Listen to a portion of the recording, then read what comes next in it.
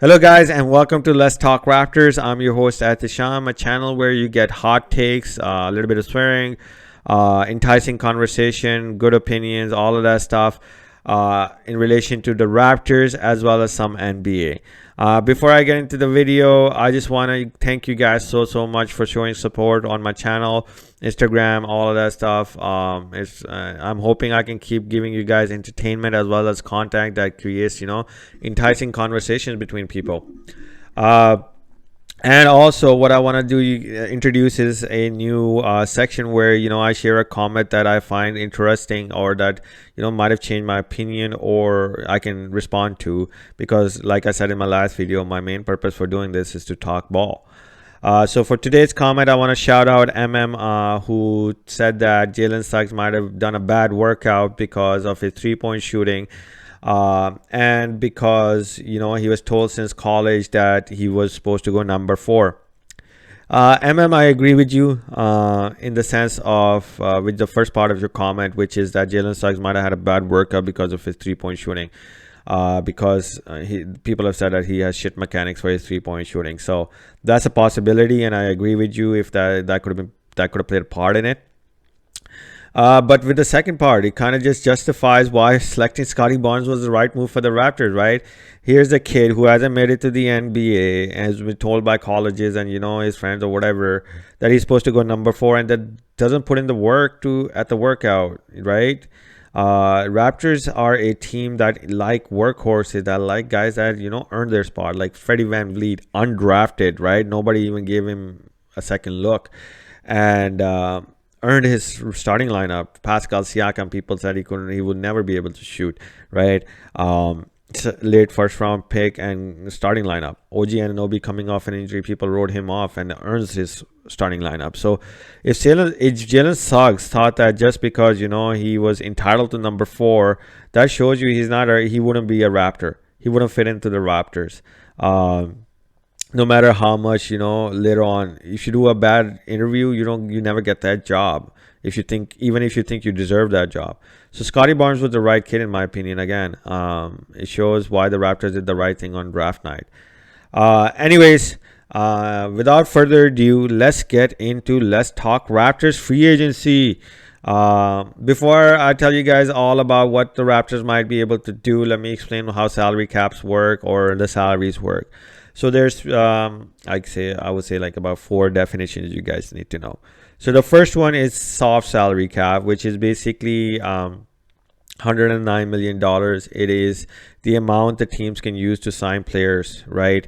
Then there is the luxury tax threshold. Jeez, can't pronounce it that well. Anyways, that is $134 million for this year. And what that is amount above the 109 that teams can use. And I'll tell you guys how teams will use them. Then there's called bird rights. Bird rights are attached to a player who's played for a team for at least 3 years. Okay. And then there's mid-level exceptions. So mid-level exception means that a team that is above the soft cap, but that hasn't gone above the luxury tax threshold. So that's about $10 million that a team can use to sign a player. So those are 4 important definitions that are part of understanding the free agency fiasco that's about to occur. So the first one, right now the Raptors soft cap includes which is $109 million, which includes Siakam at $33 million, OG Anunoby at $16 million, around about $16 million, and then Freddie VanVleet about $15 million. So those are like long-term committed contracts that are not, and then Malachi Flynn at $2 million that are not coming off our books at this time. Right now there's a lot of non-guaranteed contract, which means that the Raptors can just tell those players to screw off, we're not going to re-sign you. But that's not happening to a lot of players. So right now, if we don't pick up any of the players on non-guaranteed contracts, we're looking at around $72 million in committed salary, right? But that's not how it works. And then, so what's likely to happen with the Raptors? in regards to, their salary cap is that they're going to pick up Chris Boucher, no doubt. His salary is going to be $7 million, right? They're going to pick up Utah Watanabe at 100 million. Oh no, wait, sorry. Utah 100 million. No way. At 1.5 million. They're likely going to be picking up Watson, which is about another 1 million. They would have picked up Harris, but then, he ended up in rehab, which I'm disappointed, man. That kid had potential. Just looking at my notes here. Freddie Gillespie, which is again another 1 million. And Bembry is not coming back because we just drafted 2 tall point guards. So Bembry is not coming back and Stanley is not coming back. So that kind of puts Raptors up to approximately 87 to 90 million dollars range, right? So then they have about 19 to 20 million dollars in soft cap to sign a player. Now, because Gary Trent was just traded to us, that money is likely going to be used to re-sign him. Because Gary Trent is not nobody's going to pay Gary Trent above 20 million, in my opinion. Even if they do, the Raptors have enough for that soft salary cap to re-sign him. So the Raptors are bringing back, in my opinion, these players. Chris Boucher, Yuta Watanabe, Malachi Flynn is already a rookie, so it doesn't really matter. Freddie Gillespie, who else was there? Watson, and they're going to re-sign Gary Trent Jr., right? So that kind of takes up all your soft salary cap. So now you guys might be wondering, holy shit, how do we get, Kyle Lowry? We want Kyle Lowry back. I love Kyle Lowry, greatest Raptor of all time. But here's what I'm going to tell you guys. Now I'll tell you guys exactly why the free agency is going to be changing the landscape for the Raptors. The Raptors are going to get part ways, to put it nicely, with Kyle Lowry. And the reason being is he was the greatest Raptor. Inconsistent at times, but he brought more than just what he brought in on the court. He turned us into a gritting, grinding, hard playing, dogfight type of a team. And I thank him for it. I respect him for it because that's the type of player he is. The guy has taken charges in the All-Star game, man. We became Lowry's mentality, and I love it. But it's a business. It's a business. There's no hard feelings. He's getting old. He doesn't play old, no doubt, but he's getting old, and there's guys that are waiting in line that need to take his spot. And I think it's time we respect him by sending him to somewhere else that will allow us to get better and allow him to win a championship. Because honestly, Raptors are good, but they're not good enough to win a championship next year or maybe 2 years. But after 2 years, oh man, we owning the East. We are owning the East. But so the way it would work for us to get, part ways with Kyle Lowry would be to use, the room between the soft cap, which was $109 million, and the luxury threshold, which is $134 million, right? So that puts you at $25 million. Now, I know Lowry's asking for 30 mil. Bro, come on. You're not LeBron James. You're good. Great, no doubt. I know people are going to tell me I'm trashing on him, but you're not worth $30 million at age 36. So $25 million that the Raptors can use to sign him and then trade him. And now there's 2 things that can occur in that trade. There's a possibility that the other team will provide you with players, like, for example, any team. They can provide you with players, or if they have enough salary room on their end, what they can do is they can just take Kyle Lowry, give you some draft compensation or whatever, and give you a trade exception, which is the amount of money of the contract. So if, for example, you sign Kyle Lowry to $25 million and, for example, say that New Orleans, team linked with the Raptors currently, has $25 million in cap space, they will just absorb his contract, and what you would get is a $25 million exception that you can use for other trades, right? So if New Orleans doesn't have those players that you want, you can take that $25 million exception and use it elsewhere for other players totaling an amount of $25 million. So that's an option that the Raptors are likely going to be using.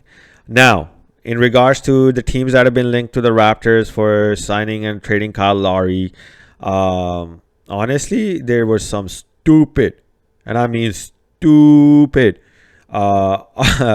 trade scenarios created. I think it was on Bleacher Report that I read it, where usually we're trading Kyle Lowry to our competitive to Boston Celtics. Freaking hate Boston Celtics.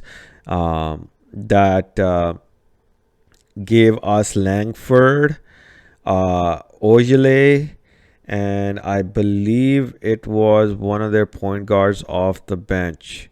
Are you serious? You know who this man is? Google him. Like Katie said, Google me. It's Kyle Lowry. He's a star. He's a champion. You guys can't give us, your back end players just because you want Kyle Lowry. No, you're gonna earn his services. Okay, so that was the stupidest scenario I've heard out there right now. But one of the good ones I'm seeing, there's two of them. First one is the Miami Heat trade where they send us Goran Dragic and Precious Achua is I guess how you pronounce his name, and maybe some draft compensation for Kyle Lowry. Now, I like that trade because what it does is it brings in Goran Dragic, whose contract will expire at the end of next season. It'll bring us a young blood guy who can, a center who can, get after the ball, rebound, block, do all the dirty work. He's an animal too. So it gives us defensive mentality. You can throw lobs to him and he can dunk them. Athletic guy, right? So the main piece in that whole trade would be Precious Achua. Now, I like that trade, but I think we deserve a little bit more. Maybe Tyler Hero. No, that's not happening likely, but if it does, freaking great. If it doesn't happen, but like some other good player as well, man, that we can develop into something, some young player. But if that trade happens again, that just basically means that Kyle Lowry goes to the Miami Heat, and honestly, it would make me happy for Kyle Lowry because he loves Jimmy Butler. Jimmy Butler is his buddy, so for him to go there and try to play and earn a championship, and because people are saying DeRozan might end up there, right? People like I think it was Shams who said that DeRozan might be planning on signing with Heat on a mid-level exception, which is like I told you guys, $10 million that you can use to sign any player anywhere, and they would have a pretty good team as well, right? So that would be a good trade for Kyle Lowry as well as us, as long as they provide us either with some extra draft capital or another young player plus draft capital, because Kyle Lowry is a star and he deserves to be treated like it by any team that wants his services. The second one I saw that was Lonzo Ball, and then maybe another player from New Orleans and all that stuff. In my opinion, no. You don't want LeVar Ball's drama. Even though it will be entertaining as hell, because he's likely going to come here and be like, yo, I can play Vince Carter. I can beat Vince Carter. I can dunk over Vince Carter, probably. But Lonzo Ball wouldn't fit. It's the same concept as Jalen Suggs. You already have enough of a backcourt, and you just drafted really tall, point guards that are defensive. Lonzo Ball worth $20 million won't do you something any better than what you have already. So unless you're planning on trading Freddie, which again, why would you? You put in so much work, but even though you have, I might be open to it. Yeah, I'm not, I like the business. I like Raptors. I want Raptors to win. No player loyalty. Just kidding. Then yeah, so that would be another scenario where the Lowry will go to the Pelicans, but it's unlikely because they're gonna ask Lowry where he wants to go, and Pelicans aren't a championship team right now. The third team, likely Philadelphia. Philadelphia is being a complete morons by saying Ben Simmons. First of all, they're asking the world for Ben Simmons, a guy who can't shoot. Literally, I can ask my 2-year-old and he'll shoot better than Ben Simmons because he would want to shoot. But likely Ben Simmons for Lowry ain't happening, and if it does, Mr. Morey wants 4 first rounders, 4 swaps, blah blah. No, you ain't getting any of that. If it's going to happen with Philadelphia, it's likely to include Tyrese Maxey, Matisse Thybulle, and maybe another piece, maybe like a veteran player like Danny Green or somebody like that, just for salary. But again, I would take Matisse Thybulle and Tyrese Maxey. Those would be the 2 major, the pieces in that trade that the Raptors would want. But honestly, I think we should just find a team like, Heat, instead of getting players back for them or whatever, use it as a trade exception. Keep $25 million that we can't use otherwise, and use it for a trade later on in the season, when maybe Bradley Beal wants to say, yo, I want to get the hell out, right?